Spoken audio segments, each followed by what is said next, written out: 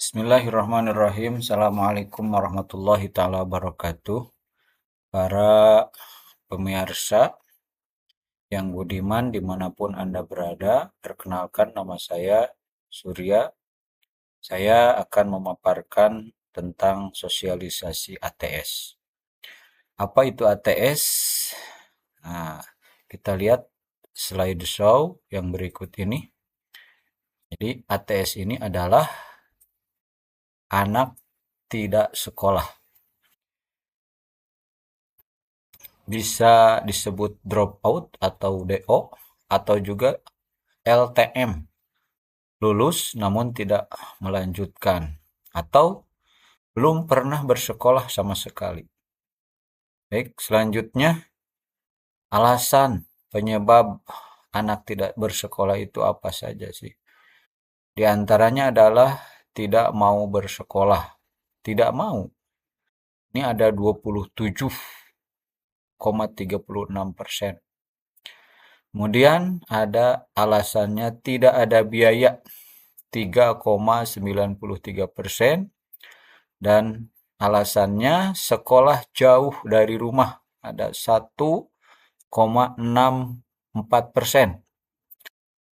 Lanjutnya cukup dengan pendidikan saat ini, merasa cukup ya pendidikannya, padahal mencari ilmu itu dari buayan hingga liang lahat.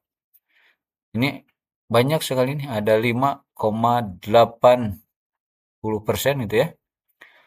Selanjutnya menikah alasannya atau ngurus rumah tangga 7,99%.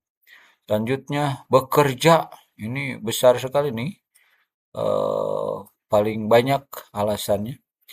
Kemudian pengaruh lingkungan atau teman ya 1,95%. Selanjutnya alasannya beranggapan sekolah tidak penting, ada 0,43%. Ya. Tidak memiliki seragam, 0,03%. Padahal untuk di non-formal, sekolah di PKBM atau paket A, paket B, paket C, ini tidak diwajibkan memakai seragam. Bisa batik, bisa kaos, dan lain sebagainya. Yang penting bebas tapi sopan. Ya. Selanjutnya tidak memiliki akta kelahiran, ada 0,03%. Masalah kesehatan atau disabilitas 1,0%. Ada masalah lainnya ya yang banyak mungkin faktor-faktornya, ada 7,74%. Selanjutnya di slide show selanjutnya, presentase penurunan data ATS jenjang SD, SMP, SKB atau PKBM ya. Ini memang menurun ya presentasenya, namun belum signifikan. Oleh karena itu perlu perhatian seluruh unsur lapisan masyarakat untuk memperhatikan saudara-saudara kita yang belum mendapatkan pendidikan secara maksimal. Selanjutnya, faktor utama penyebab ATS. Berdasarkan sensus, berdasarkan data kementerian, ya, beberapa penyebab utama seorang anak menjadi ATS diantaranya itu faktor ekonomi, ya, biaya ketidakmampuan keluarga untuk memenuhi biaya sekolah.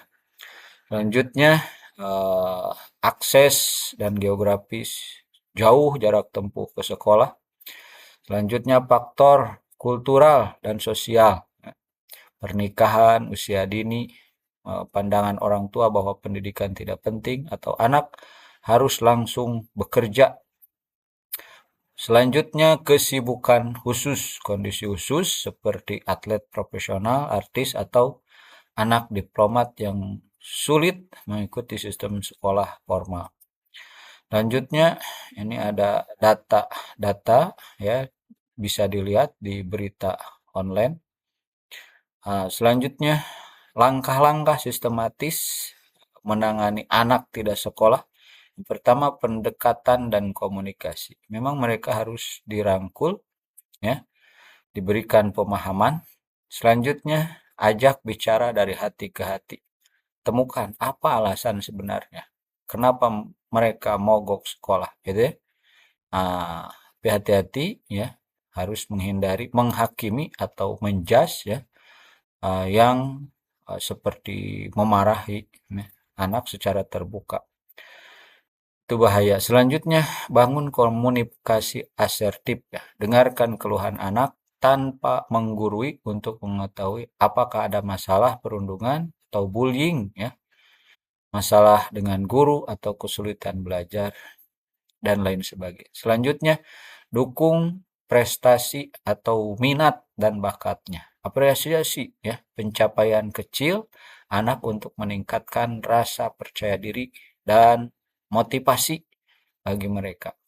Selanjutnya, nah, yang kedua, tahap tindakan di rumah harus seperti apa?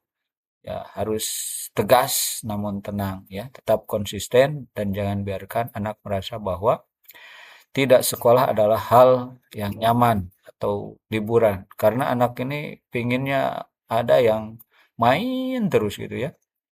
Itu harus diarahkan. Namun harus tegas dan tenang. Selanjutnya, buat jadwal tetap. Meskipun di rumah, ya, pastikan anak tetap belajar atau melakukan aktivitas produktif, sekedar bermain game atau menonton TV. Ya. Selanjutnya, identifikasi gaya belajar. Pahami metode belajar yang disukai anak agar belajar tidak merasa terbebani. Selanjutnya, yang ketiga adalah tahap solusi lingkungan dan institusi. Libatkan pihak sekolah, diskusikan masalah dengan wali kelas atau guru bimbingan konseling, ya, BK, atau mencari solusi bersama. Cari bantuan profesional, ya, konsultasikan dengan psikolog jika anak memang mengalami trauma, depresi, atau kecemasan ekstrim terkait sekolah. Selanjutnya, pertimbangkan pindah sekolah jika masalah utamanya adalah lingkungan yang toksik ya atau bullying. Pindah sekolah bisa menjadi opsi pilihan. Selanjutnya, tahap yang keempat adalah alternatif pendidikan jika harus putus sekolah. Nah, alternatifnya adalah yang pertama, pendidikan non formal atau PNF ya, melalui Pusat Kegiatan Belajar Masyarakat atau PKBM ya. Jadi si anak bisa didaftarkan ke PKBM ya, mengikuti kejar paket A, paket B, atau paket C. Ini lebih fleksibel pembelajarannya. Selanjutnya, diberikan pelatihan keterampilan, mengarahkan anak ke pendidikan vokasi atau kursus keterampilan untuk meningkatkan daya saing dan minat kerja. Selanjutnya, alternatifnya adalah pendidikan berbasis minat, mencari homeschooling atau komunitas belajar yang sesuai dengan karakteristik anak. Jika anak merasa bosan atau stres, fokuslah pada pemulihan mentalnya terlebih dahulu sebelum memaksa mereka kembali ke rutinitas akademik. Selanjutnya, jika Anda bersedih, memberitahu apakah anak tersebut menolak sekolah karena alasan perundungan atau bullying, akademis, atau masalah lainnya. Ya, saya insya Allah ya bisa memberikan saran yang lebih spesifik untuk pemecahan masalah tersebut. Demikian ya. Terima kasih. Semoga bermanfaat ya. Dan kita selalu sehat dan panjang umur. Terima kasih atas perhatiannya. Assalamualaikum warahmatullahi wabarakatuh.